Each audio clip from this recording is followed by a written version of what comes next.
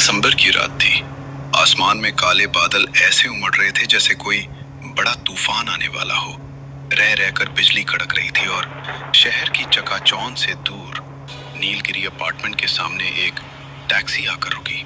10:30 बज रहे थे जब आरुषि अपना सामान लेकर नीचे उतरी। सामने खड़ी वो पुरानी बिल्डिंग देखकर ही उसे थोड़ा अजीब लगा।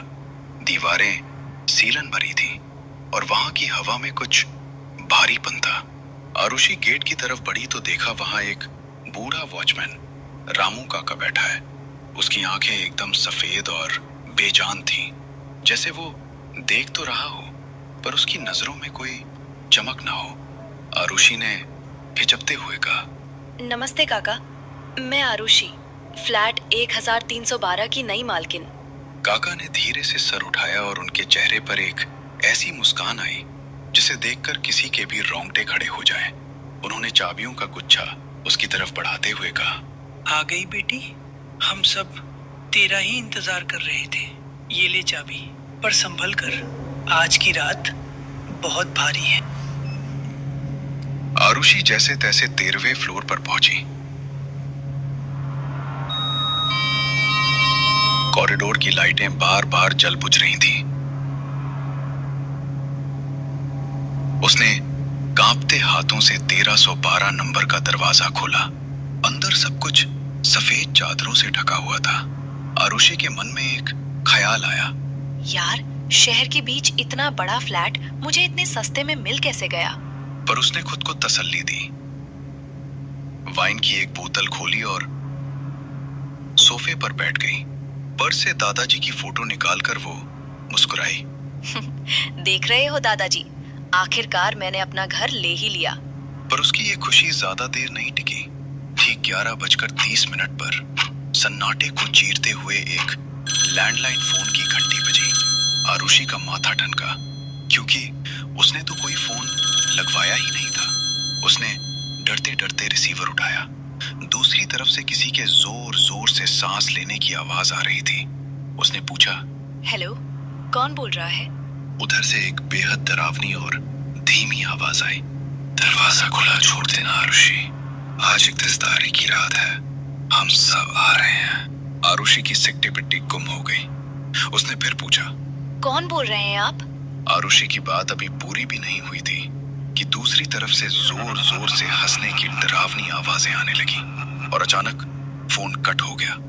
पहले तो आरुषि को लगा कि कोई उसके साथ प्रैंक कर रहा है, लेकिन अगले ही पल उसका दिल जोर से धड़कने लगा। उस शहर में उसे कोई जानता तक नहीं था, ना ही उसके किसी दोस्त के पास इस घर के लैंडलाइन नंबर की जानकारी थी। आरुषि डर के मारे फोन पटक देती है।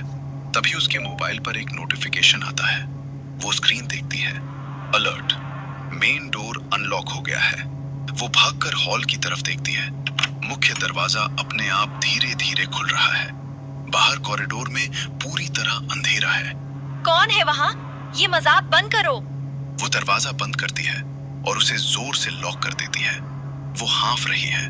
तभी दरवाजे पर जोरदार वार होता है, जैसे कोई उसे तोड़ना चाहता हो। काका, रामू काका, आप हैं क्या? अचानक दरवाजे के नीचे से एक पुराना एग्रीमेंट पेपर अंदर सरकाया जाता है। उस पर बड़े अक्षरों में खून से लिखा है, वेलकम होम आरुषि। वो फ्लैट का दरवाजा खोलकर गैलरी में दौड़ती है। मुझे यहाँ से निकलना होगा, ये जगह ठीक नहीं है। वो लिफ्ट का बटन दबाती है, लिफ्ट आती है। वो अंदर घुसकर ग्राउंड फ्लोर बटन दबाती है। लिफ्ट नीचे जाती है, लाइट चमकती है और दरवाजा खुलता है।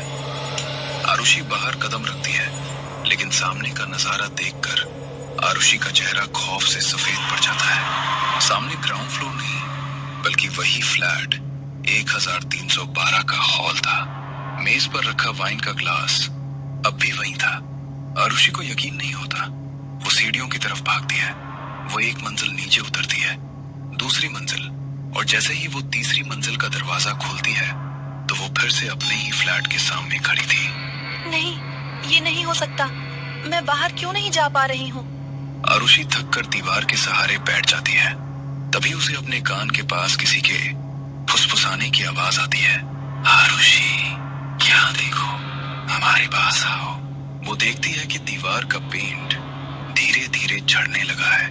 पर्दे उखड़ते ही दीवार के भीतर से इंसानी बाल और कुछ हड्डियां झांकने लगती हैं। ये दृश्य देखते ही वो घबरा कर पीछे हट जाती है। तभी दीवार पर उभरे हुए हाथों के निशान साफ दिखने लगते हैं, मानो दीवार के अंदर कैद लोग उसे तोड़कर बाहर निकलने की कोशिश कर रहे हों, भीतर से जोर लगाकर रास्ता बना रहे हों। तभी आरुषि की नजर सोफे के नीचे एक पुरानी धूल भरी डायरी पर पड़ती है। वो उसे खोलती है। पहले पन्ने पर उसके दादाजी यानी बिल्डर खन्ना की फोटो थी। डायरी में लिखा है 31 दिसंबर 1980, आज नीलगिरी अपार्टमेंट की नींव पूरी होगी। तांत्रिक बाबा ने कहा है कि जब हमारे परिवार का खून इस इमारत को नहीं सींचेगा, ये खड़ी नहीं रहेगी। मैंने 10 बलियां दे दी है। दादाजी, उन्होंने ऐसा क्यों किया? अचानक घर की रुकी हुई घड़ी चलने लगती है। 11:45 रात। पूरे फ्लैट में फर्श पर रखा सामान अपने आप हिलने लगता है। दीवारों से डरावनी आवाजें और फुसफुसाहट सुनाई देने लगती है। हमारा बदला, आरुषि, तुम्हारा खून। आरुषि इंटरकॉम उठाकर वॉचमैन को कॉल करती है। काका, मुझे बचाइए, ये दीवारों से अजीब अजीब आवाजें आ रही हैं। रामू काका की आवाज फोन पर ठंडी और स्थिर थी। डरो मत बेटा, मैं अभी आ रहा हूँ। कुछ ही मिनटों बाद रामू काका वहां पहुंच गए। आरुषि घबराई हुई उनके पीछे छिप गई और कांपती आवाज में बोली, रामू काका, मैं आपसे भीख मांगती हूँ, प्लीज मुझे यहाँ से ले चलिए। रामू काका ने उसकी बात सुनकर गहरी सांस ली और भारी लहजे में कहा, बेटी, आज की रात हम यहाँ से नहीं निकल सकते। आरुषि सन्न रह गई। उसने डरते हुए उनसे सवाल किया तो रामू काका ने नीलगिरी अपार्टमेंट के पीछे छुपे उस रहस्य से पर्दा उठाना शुरू किया जिसे सालों से इस इमारत ने अपने भीतर दबा रखा था। बात साल 1980 की है। मिस्टर खन्ना, जो उस वक्त शहर के सबसे नामी बिल्डर थे, उन्होंने अपनी जिंदगी की सारी जमा पूंजी इस प्रोजेक्ट में झोंक दी थी। लेकिन काम शुरू होते ही वहां कुछ बेहद अजीब होने लगा। दिन में पिलर खड़े किए जाते और रात होते ही वो अपने आप ताश के पत्तों की तरह ढह जाते। एक नहीं, दो नहीं, हर बार यही नतीजा। देश के बड़े बड़े इंजीनियर्स हार मान गए। मिट्टी की जांच हुई, मशीनें बदली गई, पर इस तबाही का कोई वैज्ञानिक कारण नहीं मिला। खन्ना को अपनी बर्बादी अब साफ दिखने लगी थी। जब विज्ञान के रास्ते बंद हुए तब वो अंधविश्वास की चौखट पर पहुंचे। उनकी मुलाकात एक अघोरी तांत्रिक से हुई।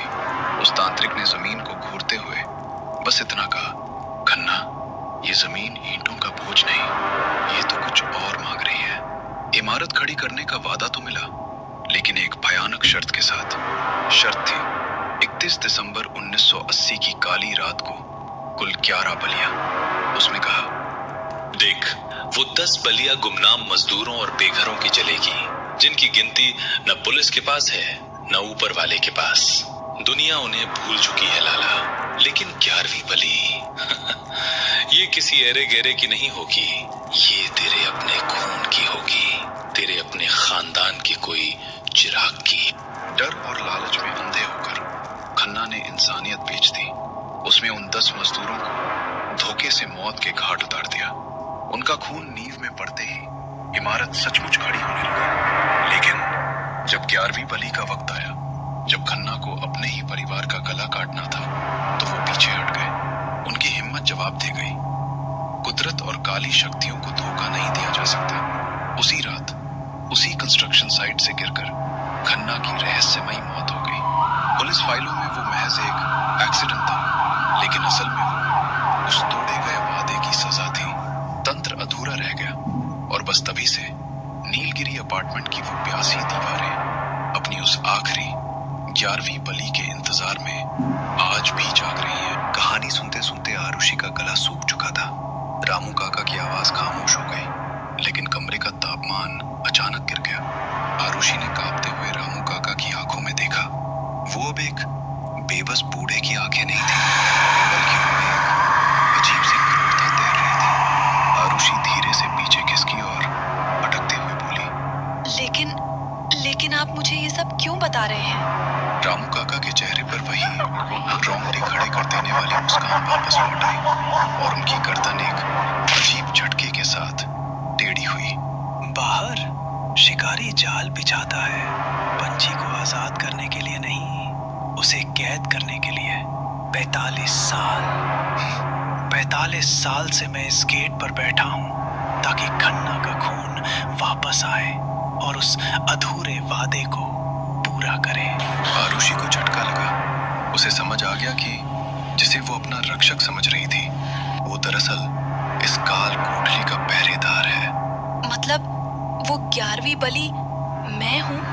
हाँ, तुम्हारे दादाजी ने जिन 10 मजदूरों को इन दीवारों में चिनवाया था उनमें मैं भी एक था।